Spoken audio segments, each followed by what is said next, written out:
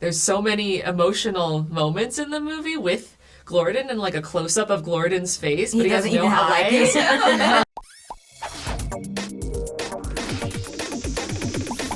So it's really nice to meet you guys. Congratulations on the movie. We are so excited to screen it at Cineworld. So there's that. Of course, every film has its origin story. So I want to know about your guys' origin story from collaborators to directors and producers. And how did it shape Elio? Yeah, I mean, both Domee and I started off in the story department here at Pixar, and I feel like we've worked together a lot in the past. I was her story lead on Turning Red. I storyboarded on Coco, which was Adrian Molina's film. And I do feel like the way that Pixar works, a lot of people stay there for a really long time. You really get to know each other. I started when I was 22, and I almost feel like a lot of people watched me grow up a little bit. So by the time you start collaborating at a place like Pixar, you've often known people for quite some time. I've known Domee for 10 years at this point. And I think that kind of adds to this feeling of trust and, and almost like this college feeling of we're all working together, we're familiar with each other, but we're friends too. So it's a really cool way to collaborate, I think. Yeah, I think the fact that we're friends and we've worked together before really helped us, like in being honest with each other and being comfortable, like communicating with each other. We have a lot of similar taste when it comes to movies and sense of humor, but also we have different strengths. So we were able to kind of split up the movie into different chunks and take different chunks and work in separate edit rooms and then show each other's work at the end of the day.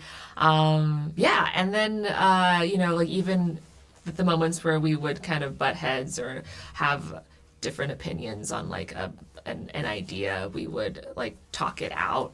But we'd always try to show up in front of the crew kind of as a united front. And it worked pretty well, I think. It's nice. Yeah, I origin story, I was lucky enough to work at Warner Brothers when Brad Bird was there making Iron Giant, and a lot of people followed him to Pixar, and then I ended up coming to Pixar as well. And I think one of the amazing things about working at Pixar is that you do work together on so many things. So there's people I've worked with at Warner Brothers that I've known for so long.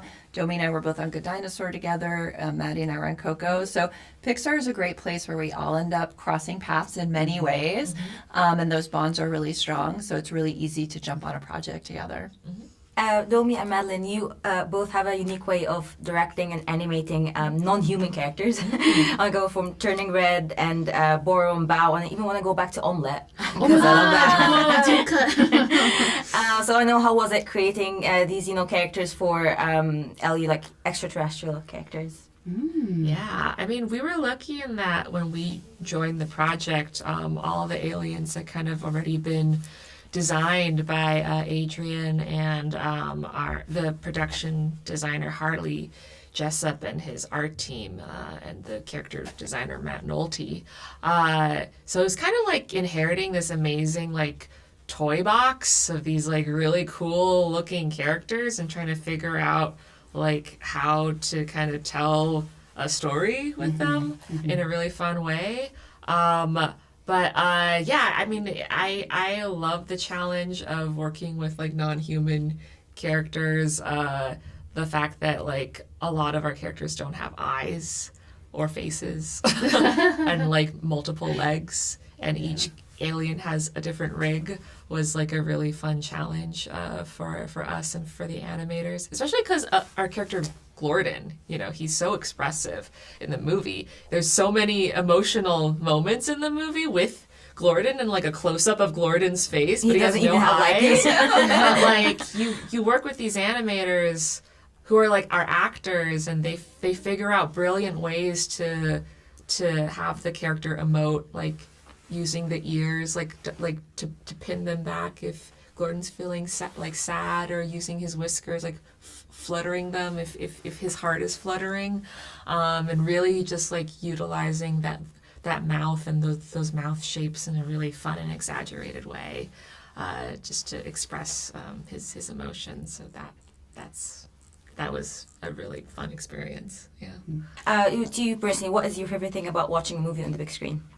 Oof. Oh my gosh. I mean, I think it's the scale of the Communiverse where we as we work on the film, we watch it in the theater. We're always reviewing it on gigantic screens.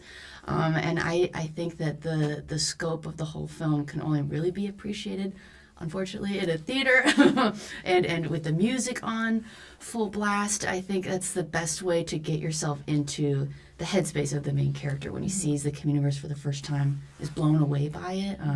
It's one of my favorite things about watching it in a theater, is that I can't get that experience anywhere else, and now I crave it. Yeah. I wish I had a theater in my house. I mean, I love the score. Just like hearing that score in our movie in a theater with the sound system. When we reveal the Communiverse for the first time, it's just there's nothing like sitting in a theater and being in space. It's amazing. Of course, thank you guys so Thank much you. for your time. Thank you. Nice to meet you. You too. You seem fine to me. I never had a friend before. Me neither. Up top. I am Grygon, prepared to be conquered. But I just got here. Perhaps one of us could talk to Lord Grygon. I am shy. I'll do it. What a heroic figure. I'm finally fitting in, and now Grygon's gonna blow everyone up. My friends need our help. You made a friend?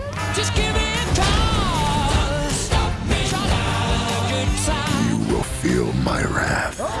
Glorden? Hi, Dad. I'm a bargaining chip. No, say the other thing. Oh, help me, Father. Quiet, you. What is that unholy sound? Stop! Don't wanna stop at all. These are the lava tunnels.